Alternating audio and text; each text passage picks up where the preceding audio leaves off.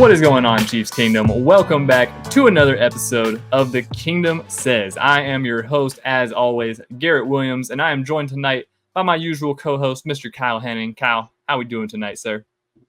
Doing good. Ready to talk all of the fun goings-on over the last, 48 hours now? Yeah, all the moves. Well, I guess 24. Been probably. a big couple 24 days, yeah. Change. But yeah, no, it's lots of movement, lots of new faces in Kansas City, lots of similar faces in Kansas City. So yeah, we're gonna talk all about it. Obviously, NFL's roster cut day happened just yesterday, Tuesday, where all NFL teams had to trim their rosters from 90 players all the way down to 53. Yeah, so what time was that supposed to be done by, Garrett? Not to whatever time it was, not the Chiefs' time. Not 6:02 p.m. Eastern. The Chiefs operate on their own time. You don't gotta worry about that. Yeah, so it's obviously a very news-heavy day. A lot of guys losing jobs, which is never fun. Hopefully, a lot of them obviously reverting back to practice squads and stuff like that. But also, yeah, guys earning jobs, and some guys, living out their childhood dream of making a 53-man roster. So there were a couple surprises, like Kyle alluded to, new faces, old faces, a lot of faces. There's definitely going to be a lot of new guys to talk about here in this little week break before we have the actual Brett Veach got busy. Yeah, he was working. Brett Veach was definitely not sleeping on any of the down spots of this roster. He was very proactive in this time. I added a lot of different guys. The player development department and the scouting department was very busy during the month of training camp and preseason because remember they scout all of the other teams too, so those dudes watch. Exactly. I don't want to know what the energy drink / whatever they need to do to stay awake for 7 or 8 days straight to watch. Yeah, like all the film that they have to watch. Like I don't those dudes do some serious work during this time period. So yeah, it's very wild. So it's there was a lot of movement, a lot of obviously guys that potentially come available that you don't think might be available. So you end up going out, maybe trading a late round pick or two for them, or getting a waiver claim off them, or whatever you got to do. Obviously, the Chiefs being the defending champs, their waiver claim priority is pretty low. So it's kind of hard to scoop up some of those guys, like the Panthers, for example, who claimed like 6 different guys off of waivers, which is like. Yeah, that happens when you're numero uno on the waiver wire. Yeah, and your roster is very bado. Yeah, that's what you got to do sometimes. So with that, we will dive into it here. We're gonna break down the full 53-man roster, all the moves and acquisitions that have gotten to that point. And while we're going to go through position by position, and we will also mention some guys that have made it back to the practice squad. Because the initial Chiefs practice squad has been set essentially, minus like 1 or 2 caveats that we will talk about. So, I think without further ado, Kyle, this is what the whole offseason has been waiting for. We've talked about every single guy probably on that 90-man roster, and except for the first guy, right? JuJu you don't got to talk much about him. Yes, yeah. He wasn't a part of the 90-man roster or training camp or anything Kansas City related since like 2022. 2022, yeah, and all of a sudden, Mr. JuJu Smith-Schuster comes on back to Kansas City. So that was kind of the first wave of signings and additions for the Chiefs. He was at practice. Yeah, he was already. I mean, they already had him ready to go. They said because he got released by the Patriots early last week he got released, so I'm guessing they gave him some time to fly him out, get a physical done on him, and then that dude was there Sunday. He was around Sunday. They did the physical. He just kind of hung out, just ready to go Monday morning.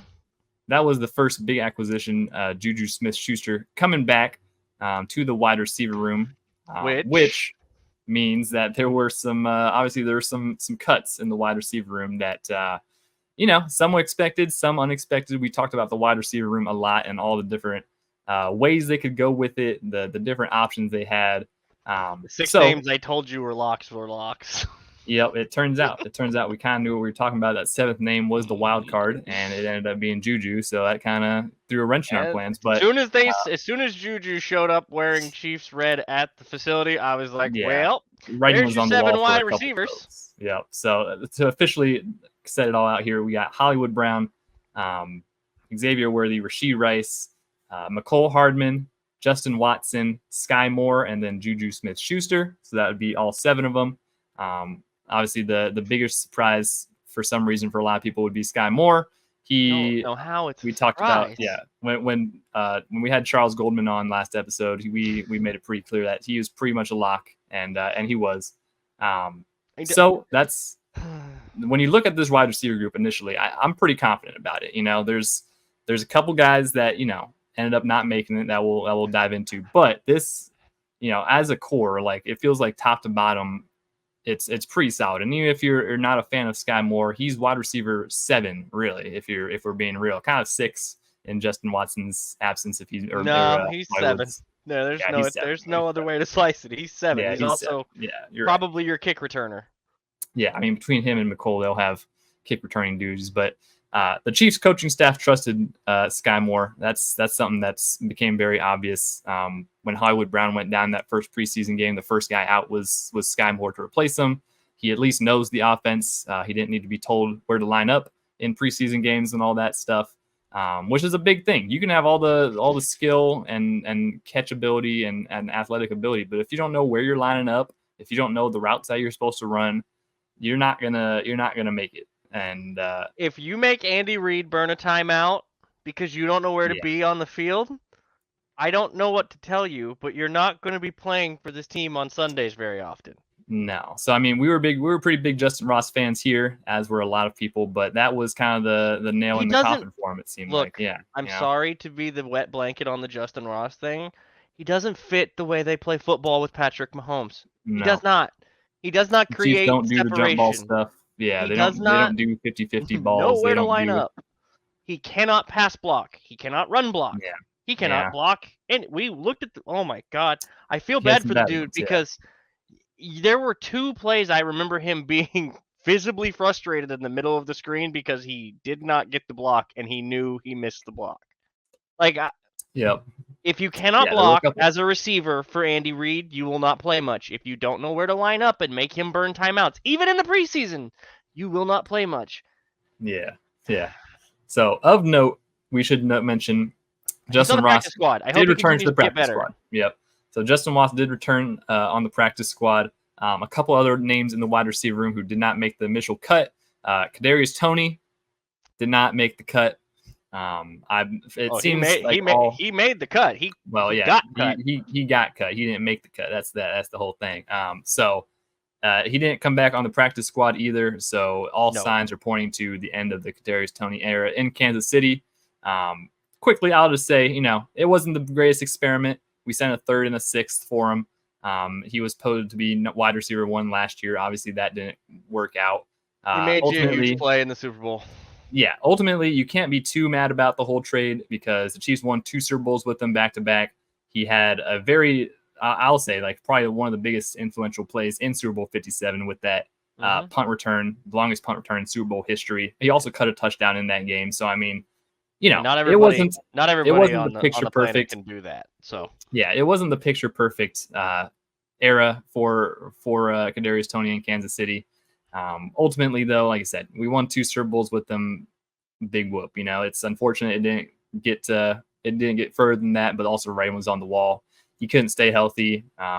Couldn't line up in the right spots either. Really had drop issues. When Andy and Matt Nagy said what they did in the press conferences like a week and a half or 2 ago about you got to be on the field for me to evaluate you. That was a pretty evident one for him. Yeah.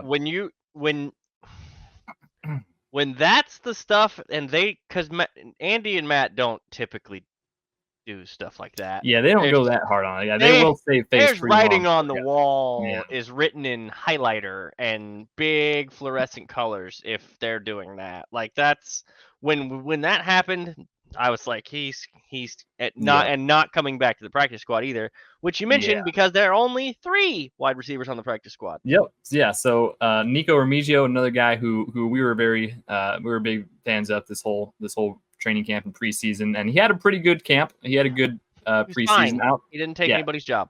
Exactly. That's the kind of the problem. He didn't really necessarily flourish and take a guy's job. They ran him out as kick returner a lot. Dave Toub, had said that he really wanted him to make the roster as a kick returner. he comes back on the practice squad. Obviously, they have so many wide receivers that I'm sure he'll get a couple of game day elevations this year, if nothing else. And if somebody gets banged up in the return game, yes. Yeah, and I still think there's a pretty good future for him. I think he's young.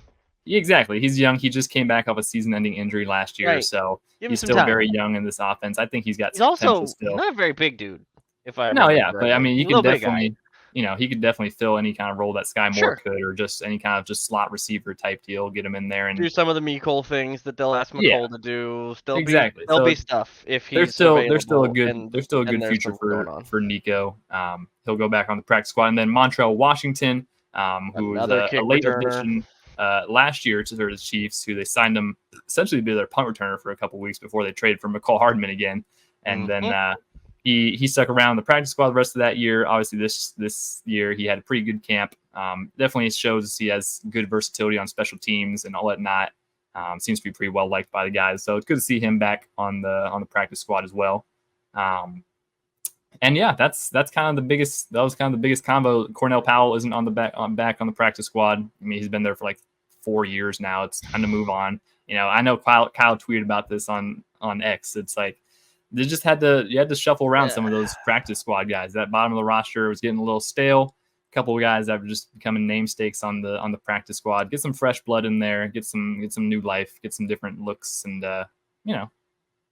see what you can do. It is what it is. There's been other wide receivers who spent 3 or 4 years on a practice squad before finding their way elsewhere. Other places, still in Kansas City.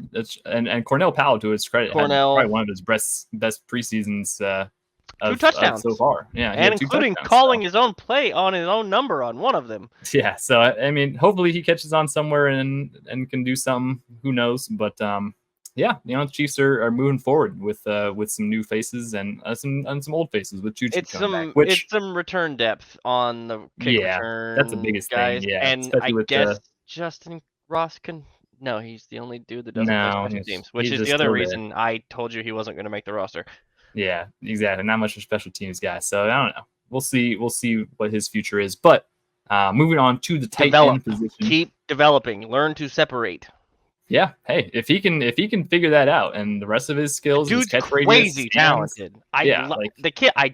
People make me sound like I don't like the guy. I like him. No, we like him, but it just doesn't fit.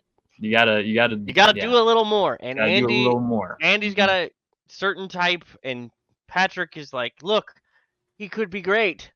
We just need the things. Yeah, and I gotta be willing to throw him the ball while he's covered, and I'm just not willing to do that. Yeah. I do like the commitment from him to come back to our practice squad, because honestly, I think he could have. I mean, obviously, no team put a claim in on him, but I think he could have very easily be a wide receiver 6 on many other teams in the NFL. It just so happens that he doesn't really fit exactly what the Chiefs mold is. But people still probably don't trust his medicals, because Kansas City's been known to take risks on guys with medicals. They do and that. I love the kid, but he's had horrible injuries. I feel terrible for him, but that's what has happened. So with the spinal thing, especially, I think it was a spinal fusion surgery type thing. Yeah, something like that out of college. That's a brutal one. Don't, and people. That's why he went undrafted to begin with. I mean, he was everybody remembers. People told him he was a freshman or a sophomore. Whatever. He was told he was a first round pick. Yeah. So hey, the Justin Ross story isn't quite over yet. Not over. He's still here. He's still on the team. He can still continue to develop. He's still crazy talented, but he's got to develop. Moving on to tight end, which is where another addition ends up coming into play. So we had Travis Kelce, Noah Gray, and Jared Wiley all making the team. The Chiefs moved on from Irv Smith, who was their. Which we thought they were going to roll with 3. Yeah, we thought they would roll 3 anyways. We didn't think Irv would make the team. And then turns out again, like some of the other guys, didn't do enough to take anybody's job. Exactly. Yeah. So we thought they would roll with 3. The Chiefs at the deadline actually of waiver claims ended up trading for Cowboys tight end Peyton Hendershot. So that's cool. I believe he was an undrafted free agent out of Indiana a couple years ago. Played 25, 26 games with the Cowboys, something like that. Just kind of a depth tight end piece. He got hurt, I believe, Or something that caused him to miss some time last year or the year before. His rookie year, he was actually pretty decent. He had, I think, 3 touchdowns his rookie year. Yeah, he did. He did get on placed on IR last year with an ankle injury. He was a UDFA out of Indiana, as Garrett mentioned. But yeah, he had 2 touchdowns in his NFL career. Sorry, so. Yeah, so it's and he has a rushing touchdown because I think one of them was some goofy, weird shovel end around pass thing. Right. Yeah. But I literally remember watching him in Dallas his rookie year and being like, oh, that dude looks like he might be able to do some things that Chiefs. Yeah, I mean, he made their initial 53-man as a UDFA, so and obviously the Cowboys are always on TV, so you get a good look at them. And so yeah, the Chiefs at the deadline decided to send. I think they sent a conditional 6th or something. 7th. 7th. Conditional 7th. Conditional 7th. 2026 conditional 7th. So. And it's based on number of games. I think it's just I think it's on the roster. Even just makes the roster. Condition. Yeah, I think some about making the roster. So I mean, it's a depth piece at tight end, gives a fresh blood. He had a pretty good athletic profile from what I remember looking up. Had some real buzz around him. After he went undrafted. I think he has some special teams ability. He played a lot of special teams for the Cowboys. So he can do those things, cool. And so we're number 88. So that's the blocking thing is in question. Was a question. Yeah, he's willing to block. It's not always great, but it's there. And it can be developed. And again, he's still a pretty young dude. So it's just another, they saw something they liked.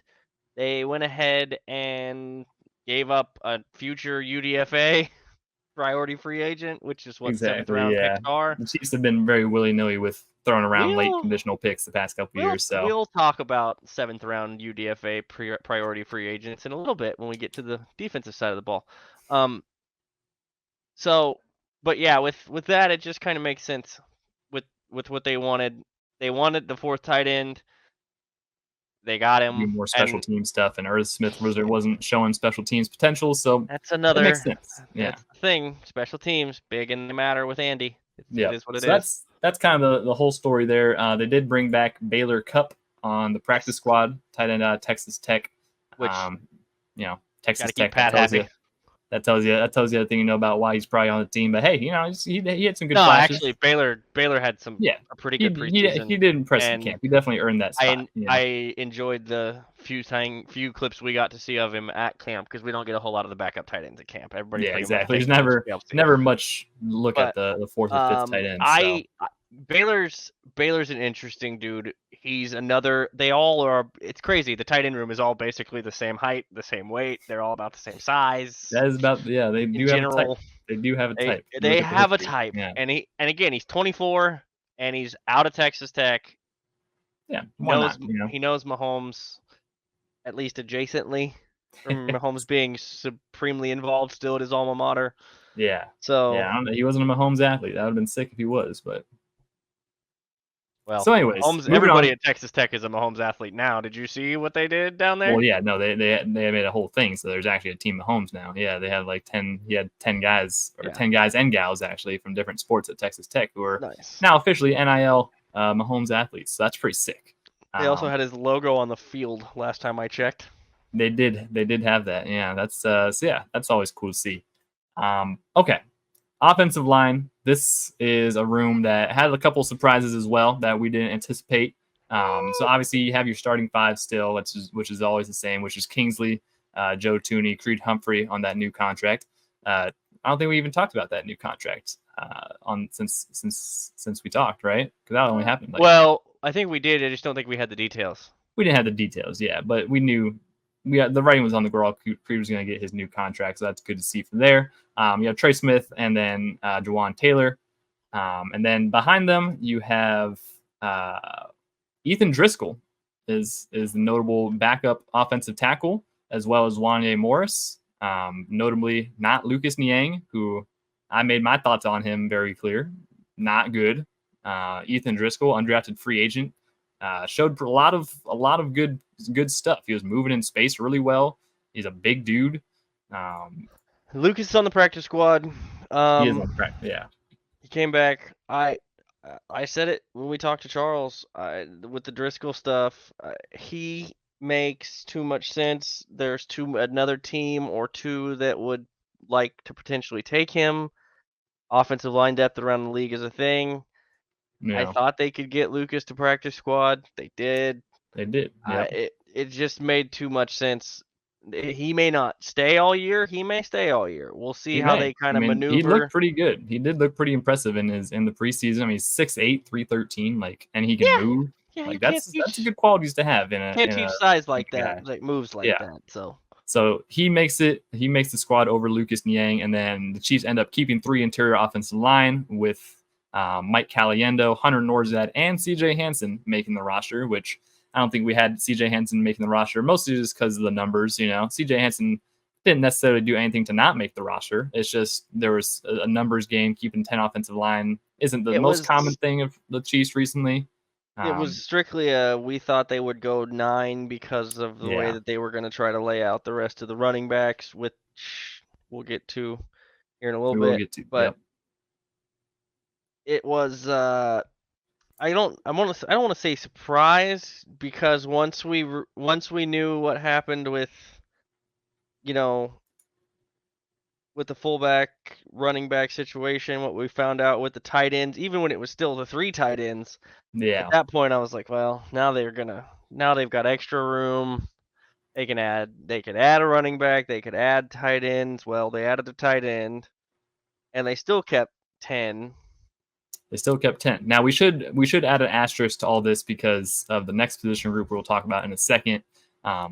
But there is one more unofficial signing that has not happened yet for the Chiefs. Correct. So there does have to be a corresponding move somewhere.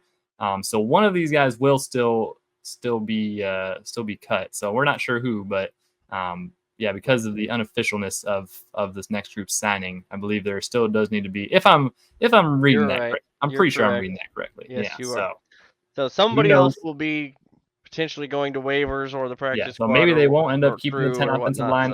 I'd flow this out pre-show, but it's like, once you get past the first wave of like the waivers and everything, you can maybe sneak another guy through, like a CJ Hansen through there, and maybe teams aren't as prioritized on him because they've already claimed some offensive linemen or whatnot. Who knows? But there will be one more move made. But for what it's worth, CJ Hansen, 7th round pick, makes the roster. Good for him. Him. So moving on to the running back room. We say the running back for the last on the offense. I guess we didn't talk about quarterbacks either. But that's not really that'll be a Carson Wentz and Patrick Mahomes. Yeah, that is the thing. Notably, we should add the Chiefs decided to sign Bailey Zappi to their practice squad for quarterback instead of going with Chris Olokun or Ian Book. They signed Bailey Zappi, who was in New England for the past couple years, has starting experience. Young guy. I think he's only only 25 still. I vividly remember a New England fan base yearning for Bailey Zappi over Mac Jones. So yeah, they were. I believe one of his nickname was Zip on the Ball Zappi. So I mean, hey, good lord. So he joins the squad on the practice squad. It's cool, whatever. It doesn't really move the needle, but it gives you another developmental arm underneath. If we have to worry about Bailey Zappi, we are in trouble. We're in trouble. Yeah. So and also, yes, Andy Reid can maybe flip him for a draft pick once he makes him look good next preseason. When that is true, honestly. Yeah, it's literally true. So quarterback, obviously nothing to really talk about. Their running back is the position that there was some surprises, some movement, some different things. So I wasn't. Were we terribly surprised by? It was interesting. It was interesting how I guess there wasn't really that many surprises. The surprise is the free agent that doesn't count yet.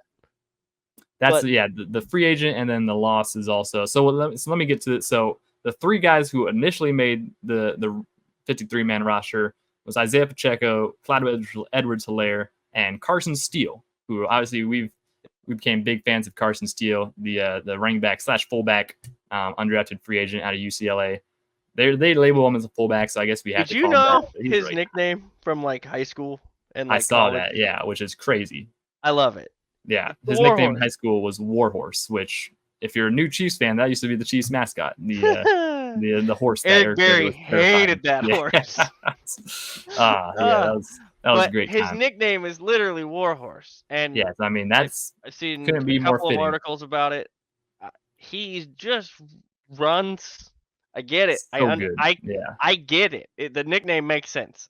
I Oh get it. yeah. I mean it makes sense. And obviously he has the fullback versatility. He And the was good on special mentality and the teams. way the Yeah. contact and the balance, like it just makes sense. And It makes too much sense. We talk about earning a roster spot and taking guys' jobs. He took a couple guys' jobs this training camp, and he definitely made the most of he that also situation. made somebody else got cut because of that dude. And I'm not talking about on the Chiefs roster. Whoever got folded in the middle of that Bears preseason game. Oh, yeah. That dude I'll had to guess he watch probably didn't that make it. clip. Yeah. That dude had to watch that clip and film the next day and then get Yeah, they cut probably ran later. it back a couple times in film too, and then the next day he's Ouch. probably cut. That's probably tough. Yeah. So those were the three who initially made the roster. Now we were talking about this unconfirmed signing, unofficial signing. It's confirmed, but it's not It's official. confirmed. Yeah. The Chiefs ended up agreeing to a deal with Samaje Perine, who was last on the Broncos. Notably, Chiefs fans would probably remember him being on the Bengals. More known for this time in Cincy. Yeah, he had some pretty good games against us on the Bengals, surprisingly enough. And so he comes. I remember Samaje Perine. Oh yeah, I do too. Yeah. Dear God. So he joins the Chiefs. Obviously, like I said, confirmed but not official yet. I guess the Chiefs were trying to trade for him potentially. That was the conversation that the Broncos were trying to trade him for somebody. They end up cutting him, and then he just comes here anyway. So that's good. He kind of offers some out of the backfield capability, some catching capability. He has a couple good catches. I think he only had like 7 or 8 catches at the backfield, but they went for pretty positive yards. So it's a veteran running back you can add to the fold. He can do multiple things. Yeah, he's a very versatile guy who can catch the ball, run the ball. So that was good to see that addition. Now, like we said, there will be some kind of corresponding move whenever that becomes official. And so yeah, those are the 4 running backs essentially who have made the Chiefs roster now. Notable guys who did not make the roster: Deneric Prince, who we talked about, basically just kind of did not show up this camp. He had a really good camp last year, had a lot of hype around him, spent a lot of the year on the practice squad, and then Chiefs ended up cutting bait with him. He didn't even return on the practice squad, so there's that. Imani Bailey, who re-signed with the practice squad, he, just practice squad undrafted free agent guy, nothing crazy there. Also, Keontae Ingram re-signed with the practice squad, and then of note, there was one guy who was labeled as a running back who did not come back on the practice squad. That would be Mr. Luis Rees-Zammit, the international rugby star from He's Wales. Not French. Why does everybody call him Luis? I'm gonna call him whatever I want now because he's not on the team anymore. So who gives a damn? But the rugby star out of Wales, who came over to the Chiefs, a lot of hype around him this whole offseason. He was definitely a very, very interesting camp story. He definitely filled a lot of airspace for us and everybody else talking about the potential and the new rules and all that stuff. I still think he's going to be interesting in the new rules, but he's still got a chance. His NFL story is just beginning still. Obviously, he did not make the 53-man roster for the Chiefs. The writing was kind of on the wall when JuJu re-signed, and they instantly just gave him number 9, and then they gave LRZ number 49. I was like, that's when I thought like the writing was really on the wall. He wouldn't even come back, because if he gets to the practice squad and then has that number, then he still has to change the number if he gets elevated, because that's Matt Ariza's number. So, anyways, long story short, Luis Rees-Zammit, you might say, some might call him, ends up signing a deal with the Jacksonville Jaguars practice squad instead of returning to the Chiefs. Now, who knows if the Chiefs offered him a practice squad spot? I'm guessing they probably did. Now, so it sure seems like they probably did, but probably I would reckon they probably did. Jacksonville does have their international player spot still available, so technically he won't count towards their practice squad, which isn't really a huge deal anyways. Hear me out. Hear us out. Kyle, take it full on this one. So, who's the head coach in Jacksonville? Former Andy Reid disciple Doug Peterson. Okay. So, who's the owner of the Jacksonville Jaguars? That'd be Mr. Shad Khan. Garrett, where do the Jaguars play like more than any other team on?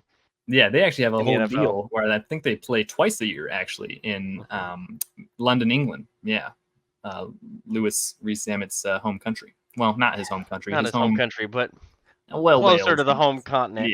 Yeah.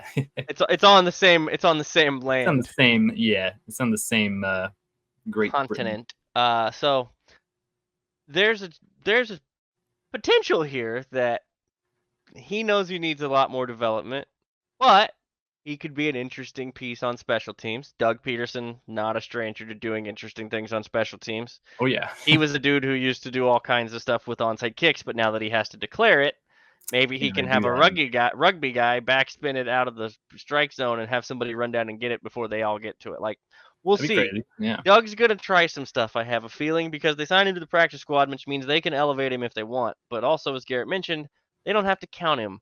Now, right. If they were to elevate him to the active roster, say twice while they're in London, yeah, maybe for those London games, boost some attendance, sell some jerseys, have him kick off and return a kick. Exactly, get the crowd all hyped up because you have a rugby star from Wales playing in. I don't know footballs. Just spitballing ideas. Yeah, here, that's the theory that I saw float around, the marketability potential for Shad Khan. He was probably like, oh, also we're the gonna play in football London, side. It just makes a lot of sense that Andy's like, no. Hey, Doug, I'll tell you what I know. Maybe you see what you see. Yeah. Maybe he comes back to us when we want him later, because I can always just come get him from your practice squad if I want. You can always just sign him off the practice squad if he accepts that deal. So, I mean, we talked about LRZ a lot. He definitely showed some good potential. He still has some ways to go as a running back, as you can say. Potential different positions he might be able to play, whatnot. Who knows? Special teams would probably be his bread and butter in this league, regardless. But I think his story is still definitely just beginning. I think he's definitely a quick learner because he was learning at a rapid pace here. So he just needs time, which obviously because he played his first real game of organized football in an NFL preseason game. So it's gonna take some time. But it was a fun story, and I still think he could do some things in the league. Maybe not necessarily this year, unless we said they do some stuff in London, special teams in London. I think. Hey, that just makes too much sense. The one team that plays in London twice a year could be developed as he goes. But again, he's only played 3 organized games of football now, so let's let him have some time. Cool that he got signed on somewhere else since he didn't end up in Kansas City, and it also just makes a lot of sense that it's A, that team, B, that coach, C, he doesn't count towards the practice. There's just a lot of things that it just makes too much sense. I don't think this will be a little the last fun conspiracy tinfoil for you if you guys want. Yeah, I don't think this will be the last we hear of LRZ, but it was a good run. Definitely wishing the best of luck. He was nothing but respectful and appreciative of his time here. It seemed like all the interviews and stuff he was really good in. So, it's a cool story, and I definitely hope that he continues on. Also, when you're the Chiefs, you really don't have to. You don't have to worry about little projects like that. It's like you can just sign Samaje Perine, who's an actual running back who can actually run the ball, and you're fine. You still have Keontae Ingram and Imani Bailey, who you had previously. Yeah, exactly. So if you need more running backs, you got them right there. It's one of those things when you're the champs. It's cool if it would have worked out, but also you don't have to really rely on it to work out when you have actual solid options there. So with that being said, that wraps up the offensive side of the ball for the 53-man. Moving to the defense, which there were some other acquisitions that we'll talk about here on the defensive line. I guess I'll just start with that to make it easy. You want to do the specialists, or you want to do the defense right away? You want to do I don't want to do specialists. Do we need to do specialists? Harrison Butker, Matt Ariza, James Winchester. Okay, good. Glad we did the specialists. I'm glad everybody's paying attention. Yeah, no, I almost forgot James Winchester's first name. I was going to say James is. What did James do to you besides get banged up in a preseason game? For some reason, I just lost his first name for a second. Okay, so defensive line, we have a couple names obviously that we already knew: Chris Jones, George Karlaftis, Tershawn Wharton, Mike Dana, Malik Herring, Derek Nottie, Mike Pinnell. I think that's everybody that I said. How many did you count? Felix Anudike Uzama, 5, 6, 7, 8. And then this addition that the Chiefs traded for. So this one was a 6th round pick, I think, right? I think it was a conditional 6th round pick for the Cardinals. The Chiefs I believe that's trade right. for Cardinals linebacker Cameron Thomas. Now, the reason I said linebacker is because that's what the Cardinals played him as. Good God. He is not a linebacker, ladies and gentlemen. He is a 4-3 defensive end that the Cardinals have played in the wrong spot for the past 3 years. We actually mentioned our guy Arrowhead Tom had done a draft profile on him where he actually said, like, hey, he has some good potential in this league if you don't mess up his position, if you have an actual development plan for him. Also, sir, no, 7th rounder. So that was a 7th rounder as well? Okay. How do we have all these 7th rounders? I don't know. Was that a 2025 7th rounder? I don't know. It just says for a 7th round pick. Ian Rappaport's tweet does not specify what year that 7th round pick is in. Right, because we traded our 2026. I guess that's probably the 2025. They also, a lot of the time, have more than one of those, and I think they had some. That's true. Compensation last year with somebody or something. Stuff. You get some. So yeah, either way, you trade a 7th round pick for him. He had some pretty good tape coming out of college from San Diego State. Definitely fits the Spags mold. He's 6'5", 270. So there you go. He also can rush from the inside and from the outside. Yeah, has inside-out versatility, which is huge when you still don't have Charles Omenihu, who will be missing. They needed the first another 6 guy. weeks. They needed somebody else to deepen that edge room. Yep. And we've talked about it. We've talked about the edge room on here this preseason in camp, and most notably the lack of development from FAU definitely would probably lead to, and obviously BJ Thompson being on the NFI list, and it's so Charles weird because Omenihu he started out the first preseason game FAU did, and he was actually largely pretty good.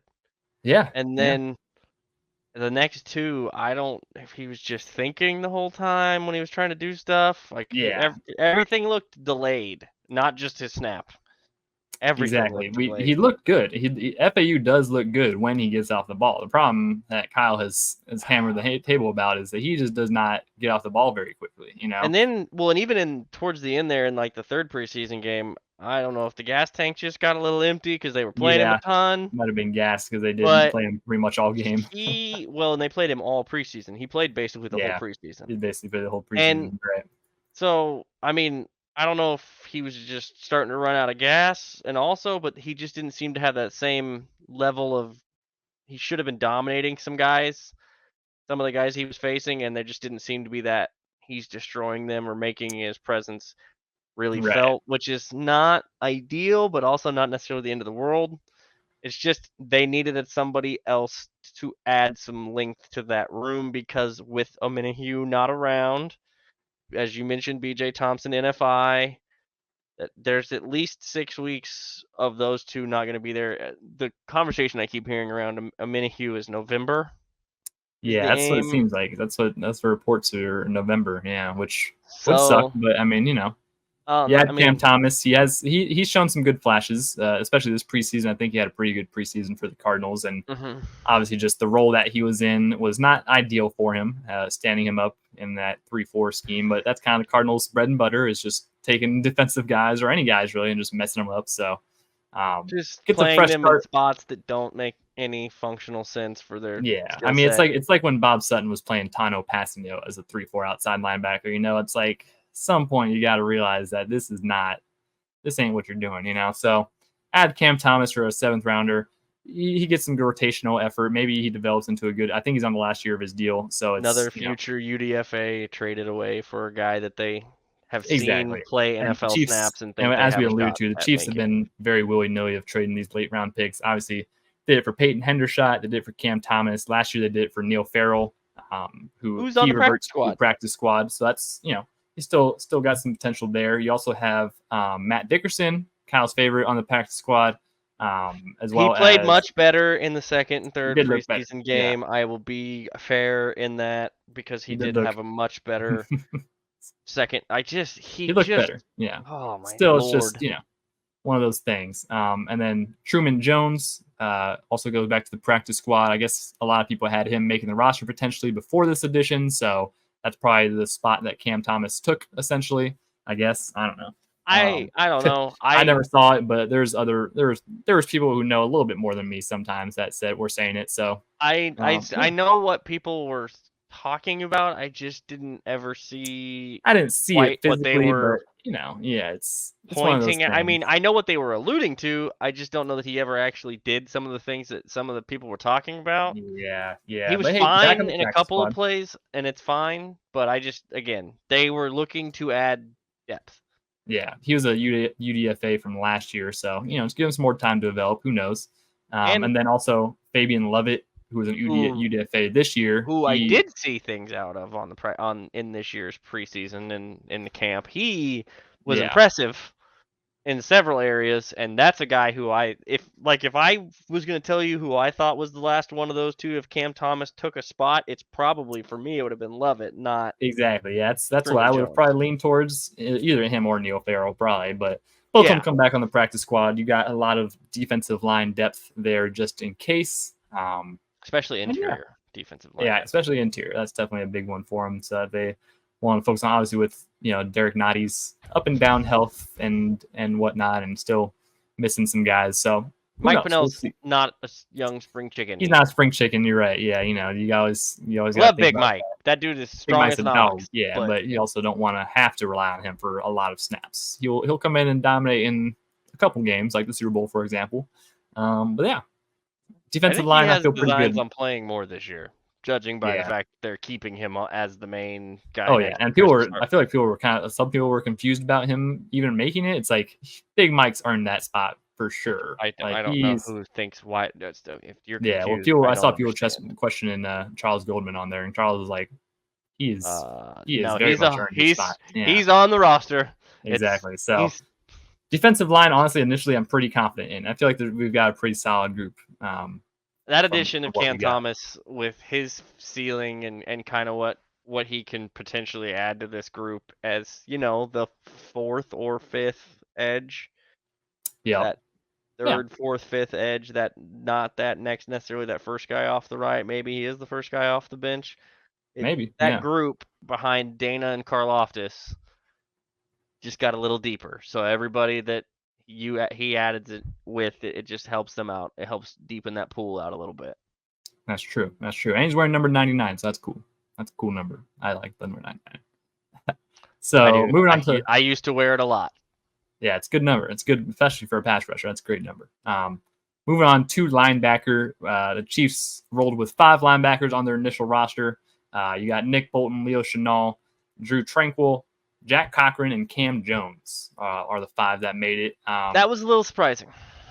Yeah, Cam Jones made it last year. I had him on my prediction. I don't think he necessarily jumped off the screen this camp and this preseason of earning that spot. More the number of linebackers, but yeah, I thought there was going to be 6, and I thought Curtis Jacobs was going to be on this roster. Honestly, yeah, he had showed some good potential.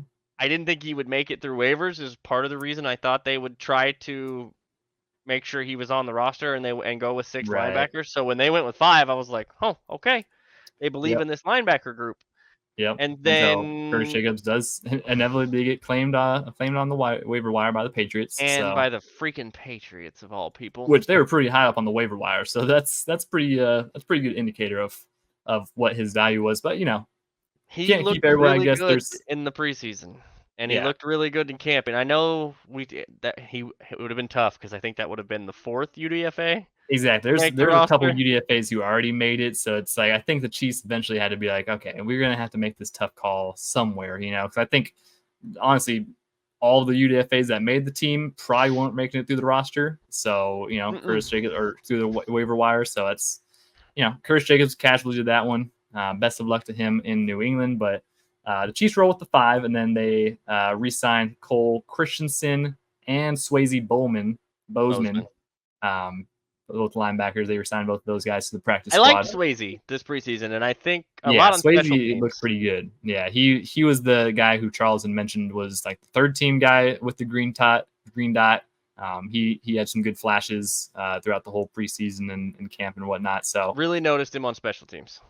Yeah, he was quite noticeable. I think that's a guy that if they need some snaps for special teams later in the year during the rough, like, that stretch where they play like 3 games in 9 days or 10 days or whatever it is, where Yeah, you might need a bottom of that roster guy to come up and play some snaps because somebody's dinged up or banged up. He's a guy that, if he's still around through that, can absolutely do that, I think. So exactly. Yep. So that's good to have him on the practice squad there. I think we'll And Cole definitely see Christensen some. can play special teams and Yeah, fight his own teammates the he whole had some time. good So flashes. Yeah, he had some good flashes. So, yeah, that is the linebacker room for you. And then moving on to the defensive backs, which we've got some more movement and on this front.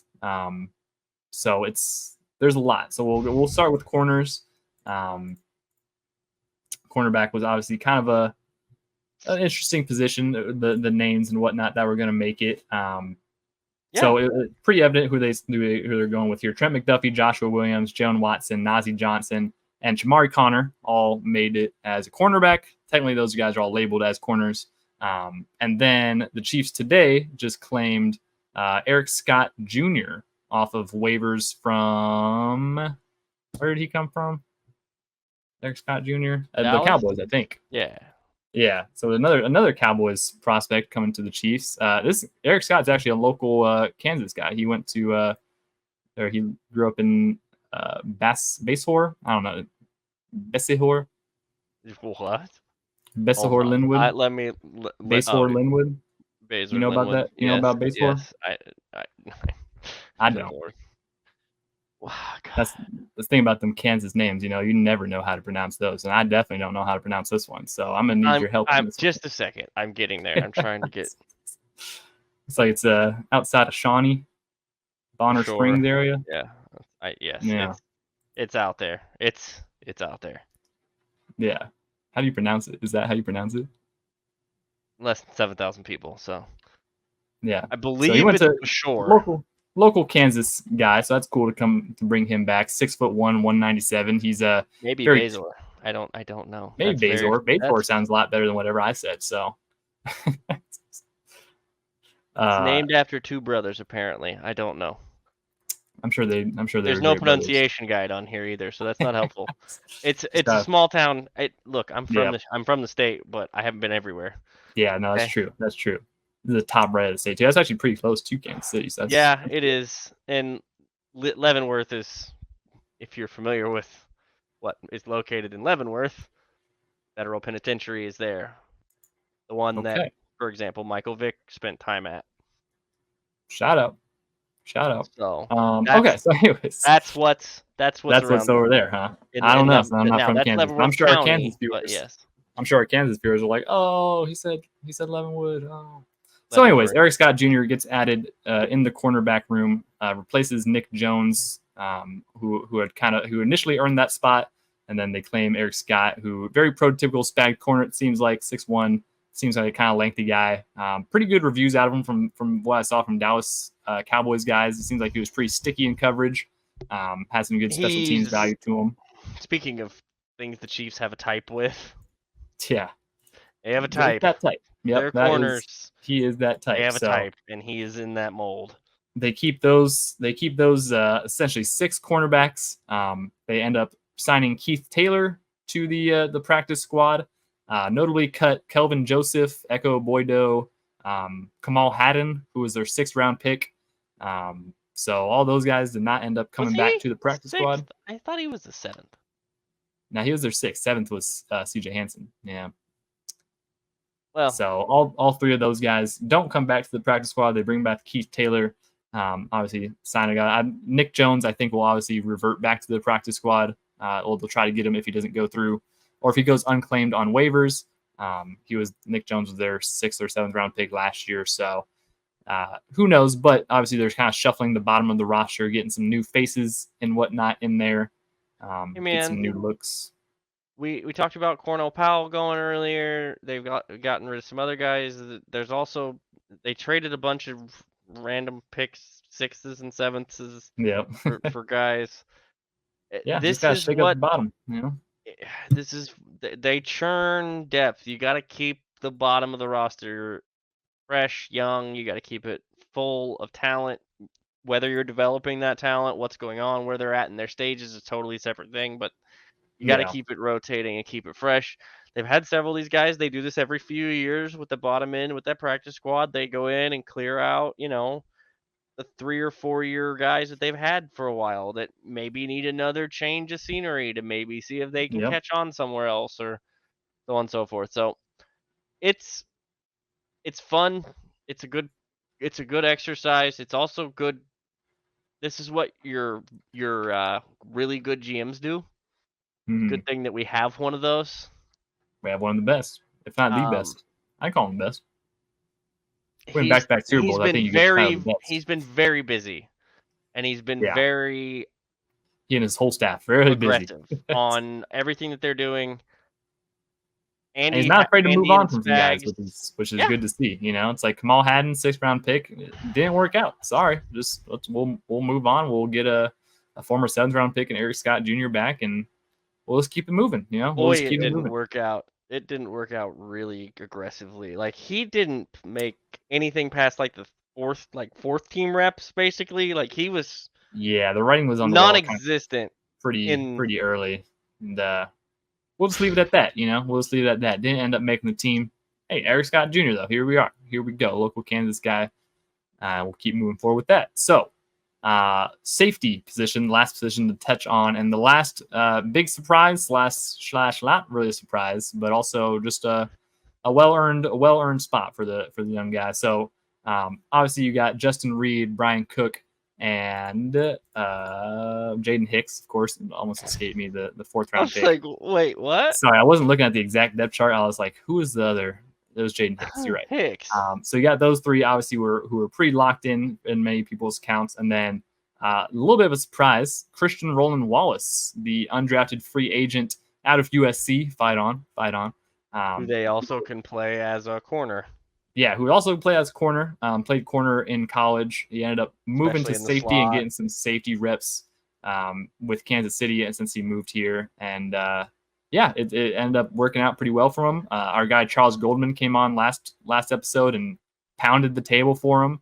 Was super stoked about CRW. And then left him off his final 53. Yeah, that's wild. I was like, Charles, how you do that, Charles? What the heck? You so adamant about this guy? Because from what Charles said, everything in camp that he saw and all the reports, and especially how he looked. And then I watched him all of the third game. Yeah, watching him during the preseason, he had like incredible athleticism. Definitely like great tackler. I think it's funny that he's listed as a safety and Shamari's listed as a corner because they're likely going to swap. Yeah, they really should be swapped, which is kind of funny. Yeah, I don't know why they did that, but hey, it's funny. Defensive backs in exactly, sometimes, he might be labeled as a dime corner or nickel or whatever, but hey, you're gonna be moved around and utilized. So we've been talking about this. Well, I have been talking about this since Steve Spagnuolo got to Kansas City. The whole everybody can move everywhere portion of his defense. Yeah. He's in full. People are like, what is he gonna do? Is he gonna leave? I'm like, what? I don't know, man. He's got everything he wants. They're just flowing dudes in and out. They can move pretty much at will. All of the defensive ends look pretty much the same. All of the defensive tackles, minus like Mike Pennell being gigantic and Chris Jones being a freak, look pretty much the same. All of your corners and all of your pure outside corners look and have very basically tight. The same. Inside guys have the tights. The safeties are all versatile. They really, all can you kind of just get away with labeling. The DB room can play all of the positions because even your corners that are prototypical corners, several of them played safety at different points. And so, like, I don't know. And then you go look at the practice squad, and they still got Deion Bush down there. Yep, yeah, so that was the guy who I had making the roster initially, but they played some practice squad gymnastics. I don't think they would have got Christian Roland Wallace to the practice squad, which is why they kept him. Yeah, and that's kind of the thing. And Deion Bush was a vested vet, so he didn't need to go through waivers. He also we're going to take your cell phone. You can't. Yeah, it also would have guaranteed 36 hours. It also would have guaranteed his contract if he was on the game day roster the first year. So they're probably that's some camp gymnastics they did there. I very much expect to see Deion Bush play a lot of snaps this year in Kansas City, via practice squad elevations and whatnot. Or eventually finding his way onto the 53. Yeah, at yeah. I think points it's a very real, because guys very real will, chance of it. well, Yeah. if somebody were to get banged up or something were to happen, Yeah, he'll be the it first man up, and he's been here for 3 years now, so he knows what the deal is. So overall, that's safety group ended up that's pretty why you well, I keep those think. guys on the practice squad. Yep, yep. And yeah, that's kind of the whole thing. That's the whole thing. The Chiefs' initial 53-man roster is set, minus the Samaje Perine signing, which still needs to be official. And then there'll be a corresponding move for that. Like we mentioned, it could be a couple guys. Whoever it is probably isn't going to go far. Once they do get cut, they'll probably come back to the practice squad or something. Who knows? But And then they'll have to do something with somebody on the practice squad. So yeah, unfortunately, there will probably still be another person losing a job somewhere along this trickle down yeah. effect that is But the as active as roster the practice squad. But yeah, as the NFL rolls, and this is what happened to the Patriots for a very long time, they're going to be looked at. If you don't quite make the roster of Kansas City, that's not a bad thing necessarily. They're one of the elite teams. They'll definitely get looked at by a lot of other teams who try to feed on KC's leftovers essentially. So yeah. yeah, now we finally got a team set, and with that, I tell you it's real what, football time. it's if they go the offensive lineman route to move one of those guys, probably Hanson.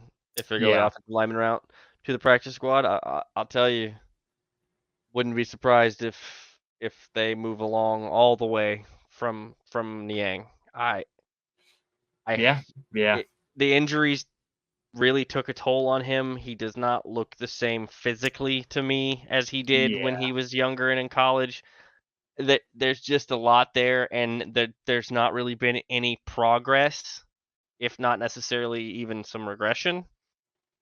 And He just does not look good out it, there. I, They were playing I him at guard a couple times during this and you might be able to get camp. away with it there because you don't need the Well, athleticism as much. yeah, But but it's also even sometimes when there's a late position change like that into camp, it's kind of the writing on the wall. It's like they're really trying to yeah, just throw something at the wall and make it stick. We saw with Kadarius Toney. They tried moving to running back a little bit near the middle of camp, and obviously decided that wasn't going to work out either. So Shu Godric was the sometimes. first tackle off the bench when Wanye got hurt in the last in that preseason game. Right, yeah, and they still have Like, Chu Godric as well. On the practice squad, the and he's the international player international spot. guy, so that doesn't count. So exactly, so you have another tackle there. So we'll see what other corresponding moves happen. Who knows? Brett Veach might surprise with another trade or two by the time kickoff happens next Thursday. But I don't know hopefully if this we got is. what. How many more seventh round picks do we have to give away? That's How true. many? Yeah, we're running out of them. It's going to have to be a sixth next time. Well, So we saw how that went. That's okay too. yeah, Brett Veach ain't a bit afraid to be aggressive, and it's worked out well so far. So Neil Farrell with on the that, practice squad. yeah, he's still here, so he still Six have a round chance. pick from Exactly. that's Okay, what I got. with that, that is the 53-man roster. Now we're on to real, actual NFL football, where where it actually matters. The next time we see all these Chiefs suited up and booted will be opening night, Arrowhead, Thursday, 7 days September from 5th. basically when you're hearing this. Hopefully, Exactly. Yeah. So if you're listening on September release 5th. day, which is Thursday, because spoiler, we're recording this on Wednesday Right. night, So if you guys. listen to the 1 week after, yeah. So September 5th, Thursday night football. The Baltimore Ravens come to Kansas City to kick off the NFL season, Banner to night. witness the banner drop night. Yeah, I'm very excited to see the new banner. That's going to be awesome. The energy in Arrowhead's going to be great. Hopefully, it goes better than last year's opening week did. We don't got to worry about that though, because we don't have We don't Chris need any Jones and wacky Travis Kelce injuries. missing. Yeah.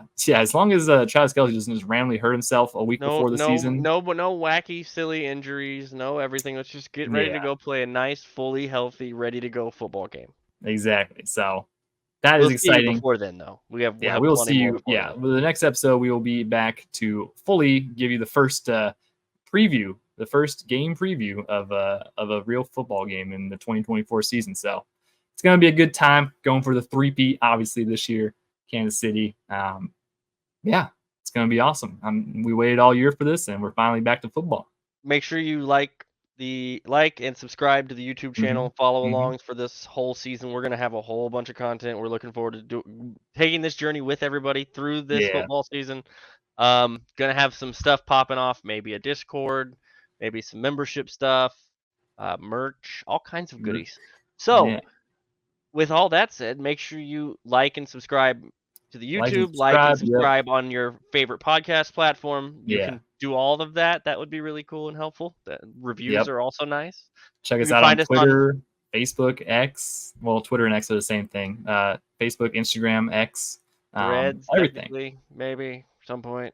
I haven't decided yet. We'll get there. Maybe. Yeah, we'll see. We'll see how that goes. But yeah, that app's still live. Threads is still live, right? Is it? It exists. I see it occasionally on my Instagram. Instagram, yeah, it tells me. My Instagram always notifies like you have new followers on Threads, and then I open it. I'm like, what is this waste yard of an app? I don't know. I mean, some people Twitter, but not. But yeah, Facebook's version of Twitter. I don't know. I don't use it, but I think people still do. So maybe you'll see us go back on there one time. Who knows? Who knows? Also, might have some stuff on TikTok because of the type of content that we're going to be able to do. I think some this year. So yeah, we want to do some shorter form content and whatnot like that. So follow us, definitely check out the YouTube. That's the biggest thing for us, and we will see you guys next week on the next episode of the Kingdom Says.